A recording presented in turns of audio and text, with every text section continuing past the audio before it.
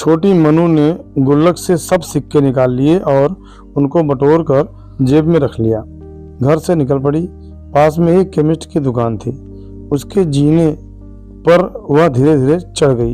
वो काउंटर के सामने जाकर खड़ी हो गई और बोलने लगी, पर छोटी सी मनु पर किसी का भी ध्यान नहीं गया और न ही उसकी आवाज़ किसी को भी सुनाई दे रही थी।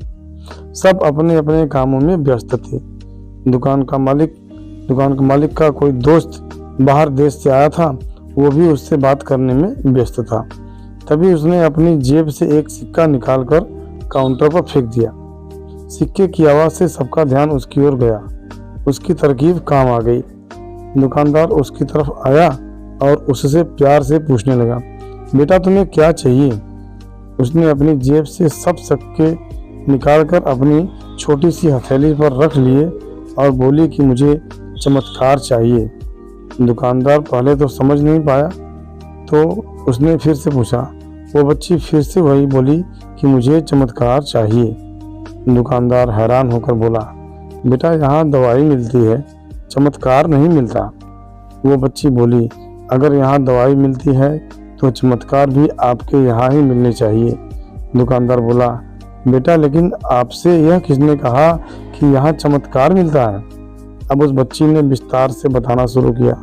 अपनी तोतली जबान से वह बच्ची बोली, मेरे भैया के सर में ट्यूमर हो गया है। पापा ने मम्मी को बताया है कि डॉक्टर 4 लाख रुपए बता रहे थे। अगर समय पर इलाज न हुआ तो कोई चमत्कार ही इसे बचा सकता है और कोई संभावना नहीं है। वो रोते हुए माँ से कह रहे थे, अपने पास कुछ बेचने को भी नहीं है, न कोई जमीन जायदाद है, न ही गहने हैं। सब इलाज में पहले ही खर्च हो गए हैं। दवा के पैसे बड़ी मुश्किल से जुटा पा रहा हूँ। वो मालिक का दोस्त उसके पास आकर बैठ गया और प्यार से पूछने लगा, अच्छा कितने पैसे लाई हो तुम चमत्कार खरीदने को? उसने अपनी मुट्ठी से सब रुपए निकालकर उसके हाथों में रख दिए।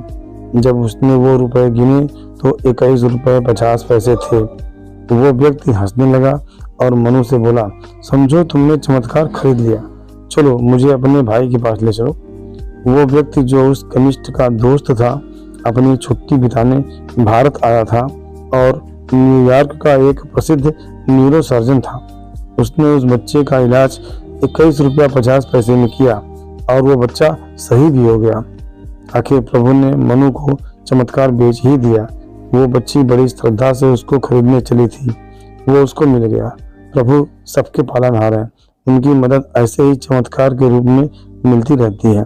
बस आवश्यकता है तो सिर्फ सच्ची श्रद्धा की, क्योंकि परमात्मा संसार के कण कण में है।